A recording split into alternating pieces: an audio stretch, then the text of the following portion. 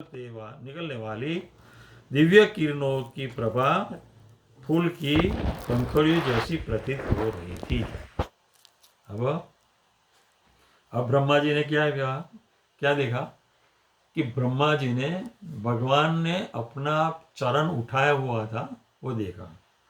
तो वो चरण कमल क्या है कि ये भौतिक कलमश से जो रहित भक्त है ना, उसको सेवा देने वाला है। यानी भक्त लोग भगवान के चरण कमल की सेवा करते हैं। वो चरण कमल को अभी बता रहे हैं। और वो चरण कमल क्या है कि अपनी सभी आशाएं, अभिलाषाएं, जो कोई इच्छा है वो सब पूरी करते हैं। और साथ साथ में क्या देखा कि चरण कमल की, यानी चरण कमल का अंगुष्ठ और अंगुलियां भी देखी। और चरण कमल के अंगुष्ठ और अंगुलियां वो कैसी थी? चंद्रमा के समान थी। और चंद्रमा के समान थी। और दूसरा क्या कि जो उसके नाखून थे, वो नाखून से तेज बाहर आ रहे थे, ऐसे प्रज्वलित, यानी कि नाखून से निकला दिव्य किरण, यानी प्रभा, दिव्य किरण निकल रहे थे, जो कैसे लगते हैं कि अनेक सहस्त्रों जैसे जो पंखुड़ियां हो, ऐसे लग रहे थे। तो उसमें से तेज ऐसा आ रहा था वो नाखूनों से, जैसे कि अनेक पंखुड़ियां, अनेक सहस्त्र पंखुड़ियां हैं। तो ये भगवान के चरणों की अंगुलियां की अनेक सहस्त्र पंखुड़ियां हैं। तो हम भागवत में 10वें स्कंद में देखते हैं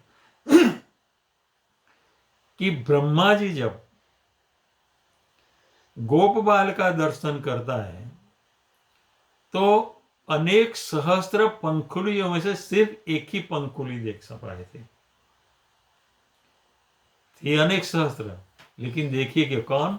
गोप बाल का रूप, बाकी दूसरा कुछ नहीं देख पाए, सिर्फ गोप का रूप है। इसलिए कहा कि गोविंदम आदि पुरुषम तम हम भजाम। जब देखा भगवान बाल गोपाल को, तब बोले हैं कि गोविंदम आदि पुरुषम तम हम भजाम। मुखेन लोकार्तिहरस्मितेन परिस्फुटत्कुण्डलमण्डितेन सोनायितेन अदरबिम्बभासा प्रत्यहरन्तं सुनसेन सुब्रवा। अब आगे क्या देखा? उन्होंने भक्तों की सेवा भी स्वीकार की और अपनी सुंदर हंसी से उनका कष्ट मिटा दिया। कुंडलों से सज्जित उनके मुख का प्रतिबिंब अत्यंत मनोहारी था, क्योंकि यह उनके होठों की किरण तथा उनकी नाक एवं भौहों की सुंदरता से जगमगा रहा था। अब आगे ये देखा कि भगवान को कैसे देखा? वो सुंदर स्मित कर रहे थे। सुंदर स्मित करने से, यानी कि भगवान तो हमेशा सुंदर स्मित ही करते हैं, क्योंकि भगवान दिव्य है, भगवान का देह दिव्य है, भगवान का हर अंग दिव्य है, भगवान का अलंकार दिव्य है, भगवान का जो वस्त्र पहनते वो दिव्य है, भगवान जो आयुध धारण वो दिव्य है, सब दिव्य है। और भगवान ऐसे दिव्य है और स्मित कर रहे थे। तो ये भगवान का जो हंसी है वो सब कष्ट मिटा रहा था। किसकी? ब्रह्मा जी का। ब्रह्मा जी जब भगवान का जो स्मित युक्त देह, यानी कि वदन देख रहे थे, मुख देख रहे थे, तब ब्रह्मा जी का सब कष्ट चला गया। और दूसरा क्या था? कुंडल, भगवान के कान में कुंडल थे, वो देख रहे थे। और वो कुंडल क्या था कि कुंडल होने से उसका मुख का प्रतिबिंब, मुख है ना, वो प्रतिबिंब, मुख का प्रतिबिंब भी अत्यंत मनोहारी लग रहा था। अब भगवान की शोभा बता रहे थे कि शोभा कैसे भगवान लग रहे। स्मित से तो स्मित कर रहे थे, कुंडल धारण किए थे, उसका वदन है वो मनोहारी लग रहा था। उसके साथ साथ उसके होठों की किरणों से जो है ना, किरण, होठों से जो किरण प्रकट, यानी प्रकाश हो रहा था, जिससे भगवान की नाक है और जो भ्रुआ है, भ्रुआ, वो भी सुंदर देख रहे थे, यानी कि जग महाराज। तो जब हम भगवान का दर्शन करते हैं तो दो हाथ जोड़ के सिर्फ खड़े होने रहने से कोई मतलब नहीं है, कि भगवान का मुख का बहुत अच्छी तरह से उसका दर्शन करना चाहिए, कि भगवान की हंसी कैसी है, भगवान का नेत्र कैसे है, भगवान के कुंडल कैसे है, भगवान की नाक कैसी है, भगवान के भौवे कैसे है, भगवान के होस्ट कैसे है, वो क्या बता रहे हैं, उसके द्वारा हमको क्या मिल रहा है। हम जब दर्शन करते हैं उसी टाइम हमारा भी कष्ट दूर हो जाना चाहिए। कष्ट कब दूर हो जाता है कि जब हम इस तरह से भगवान का दर्शन करता है, भगवान का मुख का दर्शन करते हैं, तब हमारा कष्ट अपने आप दूर हो जाता है। कदम्ब किंजल कपि संग वाससा स्वलंकृत मेखलया नितंबे हारेन च अनंत धनेन वत्स श्रीवत्स वक्ष सर्वल्लभेन। अब विदुर को कह रहे हैं कि ये ब्रह्मा जी जो रूप देख रहे हैं वो कैसा देख रहे हैं, वो बता रहे हैं। भगवान की कमर पीले वस्त्र से ढकी थी, जो कदम फूल के केसर या धूल जैसा प्रतीत हो रहा था, और इसको अतीव सज्जित करदनी घेरे हुए थी। उनकी छाती से वत्स चिन्ह से तथा असीम मूल्य वाले हार से सुशोभित थी। अब भगवान की कमर, भगवान ने कैसा वस्त्र धारण, पिशंग यानी पित्त रंग के भगवान ने वस्त्र धारण किए होते, और कमल में कटी मेखला धारण किए थे। जो ये भगवान ने पित्त वस्त्र धारण किए, उसके ऊपर कटी मेखला थे। और दूसरा कि भगवान की जो छाती है उस पर सी वस्त्र का चिन्ह था, और भगवान के गले में हार शोभ रहा था। तो मुख का वर्णन किया, कान का वर्णन किया, अब भगवान की जो वक्षस्थल है उसका वर्णन कर रहे हैं, और भगवान ने जो वस्त्र पहना उसका वर्णन कर रहे हैं, कमर में जो और वस्त्र पहना वो उसका वर्णन कर रहे हैं, और उसका कलर के बारे में बता रहे हैं कि कदम फूल के केसरिया जैसा था उसका, जो करदनी जो मेखला थी वो कदम के पुष्प जैसे थी। पर्यार्ध केयूर्मणि प्रवेक पर्यस्तदुर्दंड सहस्र शाखम अव्यक्तमूलम भुवनांग्रिपेन्द्रम अहिंद्र भोगैः अविधिवत वल्लभ। जिस तरह चंदन वृक्ष सुगंधित फूलों तथा शाखाओं से सुशोभित रहता है, उसी तरह भगवान का शरीर मूल्यवान मणियों तथा मोतियों से अलंकृत था। वे आत्मस्थित वृक्ष और विश्व के अन्य सभी के स्वामी थे। जिस तरह चंदन वृक्ष के अनेक सर्वों से आच्छादित रहता है, उसी तरह भगवान का शरीर भी अनंत के फलों से ढका था। ये चंदन वृक्ष है ना, क्यों शोभायमान लगता है वो यहाँ बताए हैं कि चंदन वृक्ष पे चंदन के फूल होने से और चंदन की डालियां होने से सुंदर लगता है। तो यह भगवान क्यों सुंदर लगता है वो बता रहा है कि भगवान का शरीर मूल्यवान मणि और मोतियों से अलंकृत था, इसलिए सुंदर लग रहा है। तो यहाँ चंदन की तो बात हम समझ सकते हैं, भाई चलो चंदन का वृक्ष की जो शोभा है उसके फूलों और उसकी डाली से है, लेकिन यहाँ भगवान को मणियों और मोतियों यानी कि जो अलंकार धारण करते हैं उसको सुंदर दिख रहा है, ऐसे बताया है। तो भागवतम में एक और अलग श्लोक है, उसमें बताया है कि भगवान के अलंकारों की शोभा भगवान से होती है। भगवान के अलंकारों की शोभा भगवान से बढ़ जाती है, यानी जो अलंकार है वो भगवान से शोभायमान रहते हैं। भगवान अलंकार से शोभायमान नहीं रहते हैं। और ये वृक्ष के हैं, वृक्ष के आजू बाजू, चंदन के वृक्ष के आजू बाजू सांप ही होते हैं। तो सांप ही क्यों होते हैं? उसकी सुगंध से। तो उसकी सुगंध से ही सांप रहते हैं ऐसा नहीं है, सुगंध से तो रहते ही है, लेकिन साथ साथ में और एक भी कारण है। को जो सांप है ना वो क्रोधित बहुत रहता है, और क्रोधित जो इंसान भी होता है तो वो गरम गरम हो जाए। तुम देखना अभी कोई इंसान गुस्से करे तो उसका शरीर पर स्पर्श करना तो ऐसा गरम गरम हो जाए। तो ये सांप हमेशा क्रोधित रहते हैं, और ये सांप हमेशा क्रोधित रहते हैं तो उसका शरीर में इतनी गर्मी व्याप्त होती है, इतनी गर्मी होती है, वो अपनी गर्मी, अपने शरीर की गर्मी सह नहीं पाता है। तो और जो चंदन का वृक्ष है ना वो उसकी गर्मी को ठंडक पहुंचाने वाला है, इसलिए वो सांप है सब चंदन के वृक्ष आजू बाजू लपेटे रहते हैं। तो यहाँ जैसे वो सांप चंदन के वृक्ष आजू बाजू पे रहते हैं, उसी तरह भगवान के उपे जो फना है अनंत भगवान की, वो छत्र के रूप में रहती है। तो यानी भगवान को वो छत के रूप में क्यों रहते हैं? क्यों? भगवान को उसे ढके रहते हैं, भगवान को ढकने के लिए वो छत्र रूप से रहते हैं, यानी कि भगवान की रक्षा करने के लिए वो ढके।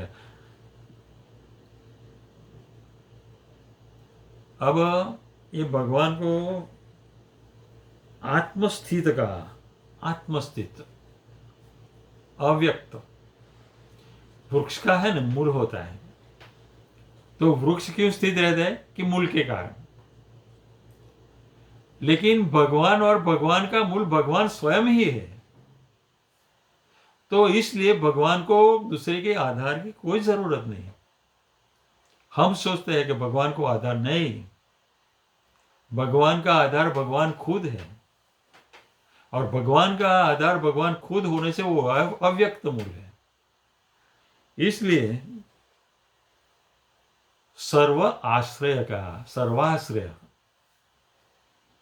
भगवान सर्व आश्रय, सर्वाश्रय इसलिए भगवान को बोला है कि भगवान का आश्रय भगवान खुद है।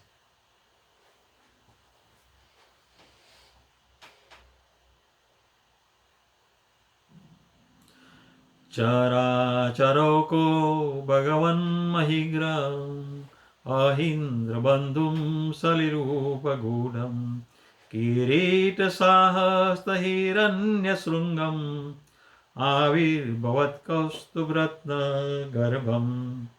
विशाल पर्वत की भांति भगवान समस्त जड़ तथा चेतन जीवों के लिए आवास की तरह खड़े थे। वे सर्पों के मित्र हैं क्योंकि अनंत देव उनके मित्र हैं। जिस तरह पर्वत में हजारों सुनहरी चोटियां होती है, उसी तरह अनंतनाग के सुनहरे मुकुट वाले हजारों फनों से युक्त भगवान दिख रहे थे। जिस तरह पर्वत कभी कभी रत्नों से पूरित रहता है, उसी तरह भगवान शरीर मूल्यवान रत्नों से पूर्णतया सुशोभित था। जिस तरह कभी कभी पर्वत समुद्र जल में डूबा रहता है, उसी तरह भगवान कभी कभी प्रलय जल में डूबे रहते हैं। भगवान को कैसे वह विशाल पर्वत की बात कैसे बताया है, और जड़ और चेतन जीवों के लिए आवास की तरह खड़े थे। एक पर्वत की तरह है भगवान, और जड़ और चेतन का तो आवास ही है ना, भगवान तो आवास ही है। हम सब का जड़ सृष्टि हुआ, चेतन सृष्टि। दूसरा क्या बताया कि वे सर्पों के मित्र हैं। भगवान सर्पों के मित्र ऐसे बताया।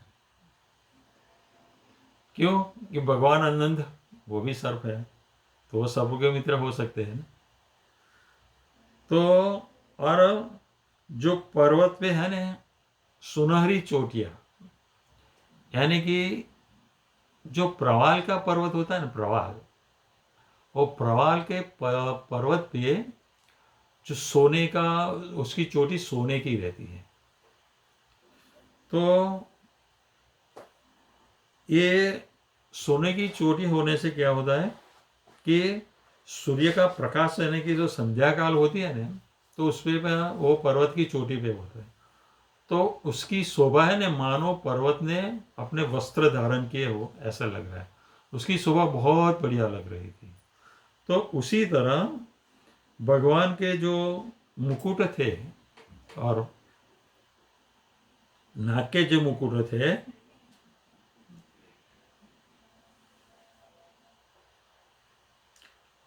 वो मुकुट से जो शोभा थी वो बहुत प्रज्वलित थी। तो उसकी जो शोभा थी पर्वत की, वो शोभा का नाश कर देती थी। तो ये हम देख रहे हैं कि भगवान पर्वत की शोभा और ये भगवान की शोभा, ये दोनों का विनिमय किया है। लेकिन भगवान की शोभा का जो विकृत प्रतिबिंब है वो पर्वत की शोभा है। भगवान की शोभा से प्रतिबिंबित हुआ जो शोभा है वो शोभा है। यानी कि सृष्टि की जो शोभा है वो भगवान की प्रतिबिंब मात्र है। जो आध्यात्मिक जगत है उसका प्रतिबिंब मात्र है।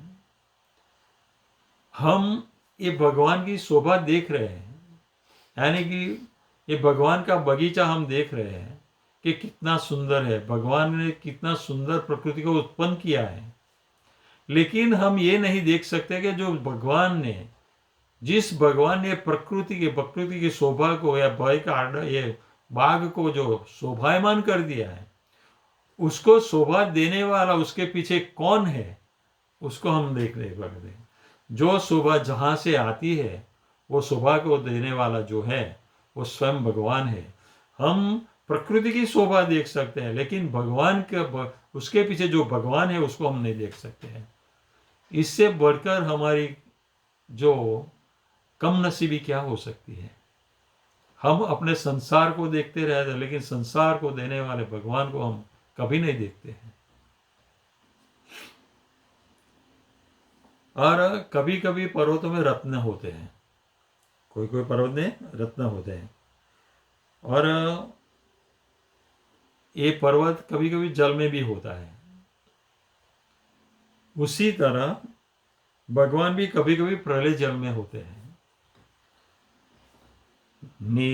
निवीतमाम्नाय ध्रुवव्रतश्रिया स्वकीर्ति मय्या वनमाल्य हरिं सूर्येन्दुवायु अग्निगमं त्रिधामभि परिक्रमत्प्रादनिकैर्दुरासदम्। इस तरह पर्वत आकार भगवान पर दृष्टि डालते हुए ब्रह्मा ने यह निष्कर्ष निकाला कि वे भगवान हरि है।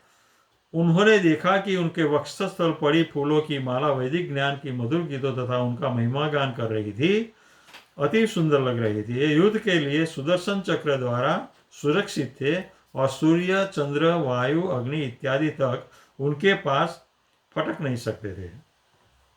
तब ये भगवान पर्वताकार था, वो पता चल गया ब्रह्मा जी को, ये पर्वत आकार में जो है वो भगवान है, ऐसा वो नक्की कर लिया।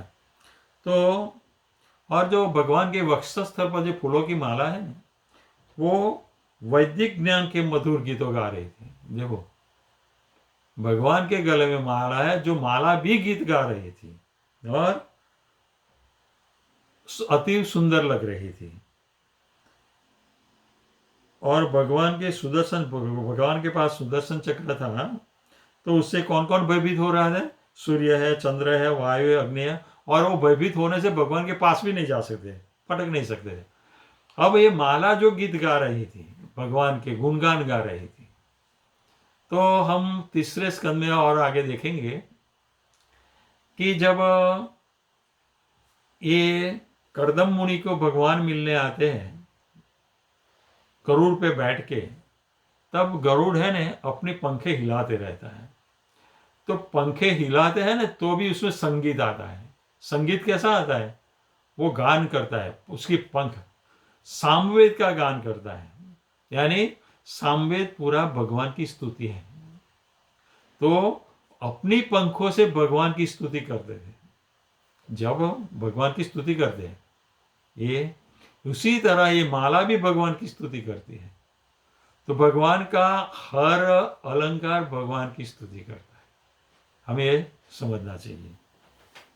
तर्हेव तन्नाभिसरः सरोजम् आत्मानमम्ब श्वसनं विहेच तदर्श देवो जगतो विधाता नातः परम लोक विसर्ग दृष्टि। जब ब्रह्मांड के भाग्य विधाता ब्रह्मा ने भगवान को इस प्रकार देखा तो उसी समय उन्होंने सृष्टि पर नजर दौड़ाई। ब्रह्मा ने विष्णु की नाभि में जल झील नाभि सरोवर तथा कमल देखा और उसी के साथ प्रलयकारी जल सुखाने वाली वायु तथा आकाश को भी देखा। सब कुछ उन्हें दृष्टिगोचर हो गया। अब भगवान के क्या, भगवान ने भगवान का रूप देख लिया तो उसके साथ साथ क्या क्या देख लिया वो बता रहे हैं कि भगवान जब ब्रह्मा जी ने दृष्टि अपनी दौड़ाई तो विष्णु के नाभि में जल, यानी कि विष्णु की नाभि क्या है, नाभि सरोवर है और नाभि सरोवर से वो फूल का है यानी कि कमल नाली प्रकट होती है। और दूसरा क्या देखा, उसके अंदर से प्रकट होने वाले कमल को भी देख लिया उसने। और उसी के साथ जो प्रलयकाली जल था वो भी देख लिया। प्रलयकाली जल के साथ जो वो जल के सुखाने वाली जो वायु थी ने उसको भी देख लिया और साथ साथ में आकाश को भी ब्रह्मा जी ने देख लिया। सकर्म बीजम रजसा उपरक्त प्रजा शिशिक्षु नियतदेव द्रष्टा